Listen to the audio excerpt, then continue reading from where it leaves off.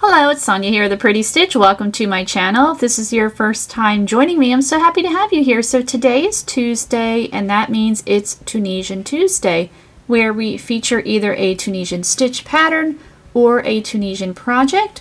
And this week we are going to do a stitch pattern, and we're going to do my favorite one. I was looking over my playlist, and I don't think I have an official tutorial for my favorite stitch pattern. I do have at least 2 projects using it, but I was like, wait a minute, I don't have an official tutorial for this one, so let's do one today.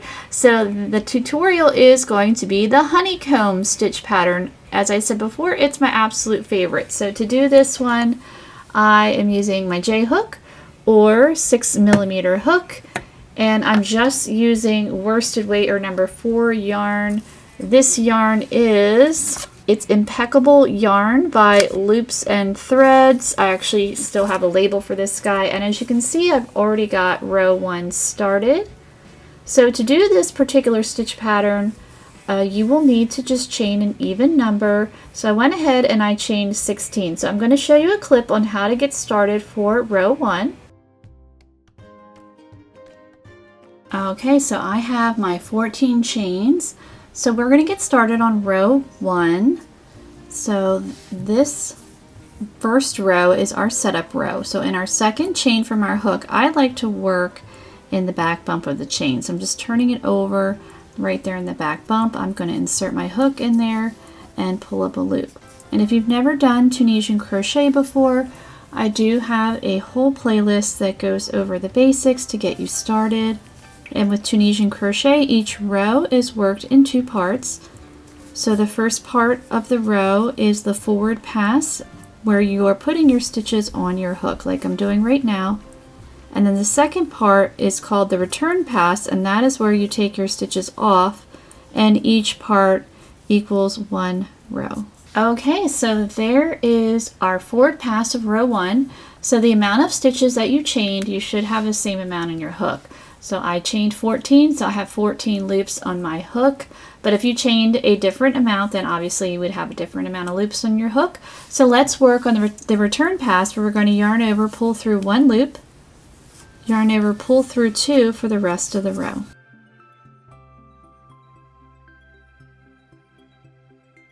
All right, so there is row 1. All right, so we're back. We've got row 1 complete.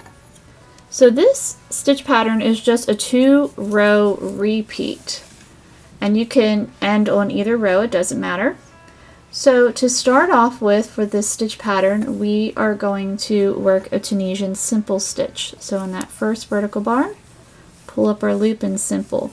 The second stitch, we're going to do Tunisian purl, and we're going to alternate across. So it's going to be Tunisian simple, Tunisian purl.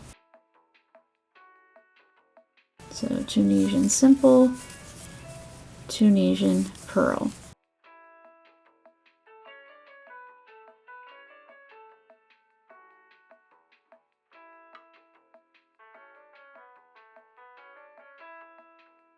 And if you are not familiar with Tunisian simple stitches or Tunisian purl stitches, I do have that in the Tunisian playlist to get you started on these basic stitches. So I have my yarn in front to do the Tunisian purl, just pulling up my loops, because Tunisian crochet is always worked in 2 parts each row. So we just almost finished our forward pass. So in the stitch that looks like a chain, we're going to insert our hook and pull up our loop.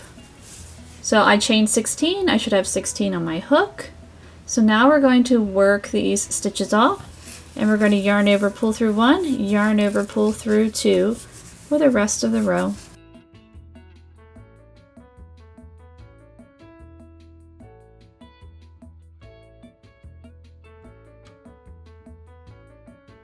All right, so there is row 2. And now we're going to work row 3. As I said, it's a 2-row repeat. So when we started row 2, we started with a simple stitch. So for row 3, we're going to start with a purl.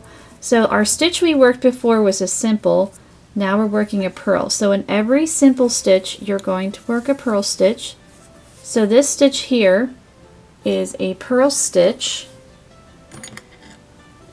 and you can tell because it has that little nub in the front right here. Here's the little purl right here. So in every purl stitch you're going to work Tunisian simple. So we're working that simple. So our next stitch is purl. Our next stitch is simple. We're working, next is purl. So it is similar to row 2, but you just want to make sure in every simple stitch you're going to work a purl. In every purl stitch you're going to work a simple stitch, and that helps to create the really pretty honeycomb stitch pattern. And another reason why I like it so much is it lays flat, where a lot of Tunisian crochet stitches tend to curl, where this one does not. Alright, so in our last stitch right here, she looks like a chain. We insert our hook, and we still have the same amount of loops on our hook. We're going to yarn over, pull through 1, yarn over, pull through 2. And so what you want to do for this particular stitch pattern is you're just repeating rows 2 and 3 for however long you want your swatch, and you can either end on a row 2 or a row 3. It really doesn't matter with this one. So I'm going to work a few more so you can really see the pretty honeycomb stitch pattern. And I will also link the projects below if you want to take a look at them. I know one of them is a hat pattern, and another one I did recently is an American Girl or 18-inch doll top pattern. So I'm going to work some more rows and I will meet you back. Alright, so here you can see the really pretty honeycomb pattern. I worked 13 rows and I did end on a row 3. So now we're going to bind off. So we're just going to finish off our work here, and we're going to bind off in pattern. So our first stitch, we're repeating row 2, so that needs to be a simple. And bind off is a combination of Tunisian crochet and regular crochet slip stitch. So our next stitch is purl, simple, purl. And we're just doing that all the way across, just working in pattern.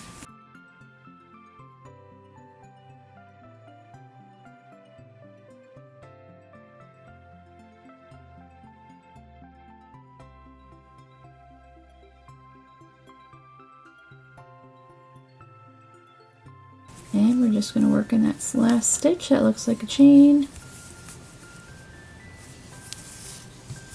And there we go. So as you can see, it lays nice and flat. That's one of the reasons why I like it, but I just think it's a super pretty pattern. I just love the texture of it. It's really nice. I did make a hat pattern, so when I worked in the round and then the return pass, I used in a different color so you could really see the honeycomb pattern pop out. But I hope you enjoyed this tutorial, and if you did, please like and subscribe, and thank you so much for watching.